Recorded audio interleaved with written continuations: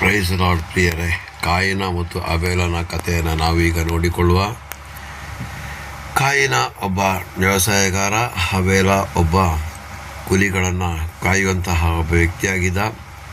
ಇವರಿಬ್ಬರು ಒಂದು ದಿವಸ ದೇವರಿಗೋಸ್ಕರ ದವಸ ಧಾನ್ಯವನ್ನು ಈತನು ತಂದರೆ, ಅಬೇಲನು ಚೊಚ್ಚಲ ಕುರಿಮರಿಯನ್ನು ತಂದನು.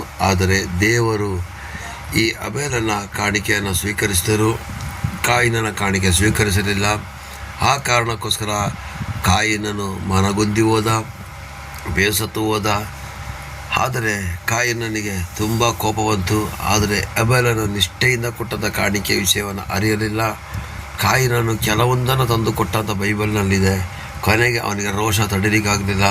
ನನ್ನ ಒಂದು ಕಾಣಿಕೆಯನ್ನು ಸ್ವೀಕರಿಸದೇ ಇದ್ದ ಮೇಲೆ ನನ್ನ ತಮ್ಮನನ್ನು ಬಿಡಬಾರದು ಎಂದು ಮನಸ್ಸಿನಲ್ಲಿ ಆಲೋಚನೆ ಮಾಡಿಕೊಂಡು ಕೊರಗಿಕೊಂಡು ಇರುವಂಥ ಸಂದರ್ಭದಲ್ಲಿ ಒಂದು ದಿವಸ ಆತನು ಏನು ಮಾಡಿದ, ಅಡವಿಯೊಳಗಡೆ ತಮ್ಮನನ್ನು ಕರೆದುಕೊಂಡು ಹೋಗಿ ಆತನನ್ನು ಹೊಡೆದು ಕೊಂದೇ ಹಾಕಿಬಿಟ್ಟ. ಪ್ರಿಯರೇ, ಕೊಂದು ಹಾಕಿದ ಮೇಲೆ ದೇವರು ಕೇಳುತ್ತಾರೆ, ನೀನು ಏನು ಮಾಡಿದೆ, ನಿನ್ನ ತಮ್ಮನನ್ನು ಏಕೆ ಕೊಂದು ಹಾಕಿದ್ದೀಯಾ ಅಂತ ಕೇಳಿದಾಗ ಅವನ ಅಹಂಕಾರದಲ್ಲಿ ಉತ್ತರ ಕೊಡುವಾಗ ದೇವರು ಹೇಳ್ತಾರೆ, ಆತನ ರಕ್ತವು ಭೂಮಿಯಿಂದ ನನ್ನ ಕಡೆಗೆ ಹೋಗುತ್ತಾ ಇದೆ, ನಿನಗೆ 7ರಷ್ಟು ಪ್ರತಿದಂಡನೆ ಆಗುವುದು ಎಂದು ಹೇಳಿದಾಗ ಆತನ ಅಲೆಮಾರಿಯಂತೆ ಭೂಮಿಯ ಮೇಲೆ ಜೀವಿಸುವಂತಹ ಒಂದು ಪರಿಸ್ಥಿತಿ ಬಂದುಬಿಡ್ತು. ಪ್ರಿಯರೇ, ಇದರಲ್ಲಿ ನಾವು ಅರ್ಥ ಮಾಡ್ಕೋಬೇಕಾಗಿರ್ತಕ್ಕಂಥ ಸಂಗತಿ ಏನೆಂದರೆ, 1ನೇ ಯೋಹಾನದಲ್ಲಿ ಬರೆದಿದೆ, ಕೋಪ ಮಾಡುವವನು ಕೊಲೆಗಾರನಾಗಿದ್ದಾನೆ ಅಂತೇಳಿ. ಹಾಗೆಯೇ ನಮ್ಮ ಕೋಪವು ಕೂಡ ಎಂಥ ದುಸ್ಥಿತಿಗೆ ತರ್ತದೆ ಎಂಬುದನ್ನು ನೋಡೋದಕ್ಕೋಸ್ಕರ ಈ ಕಾಯಿನನ ಒಂದು ಸಾಕ್ಷಿಯನ್ನು ಇಟ್ಟುಕೊಂಡು ನೋಡದೆ ಆದರೆ ಪ್ರಿಯರೇ,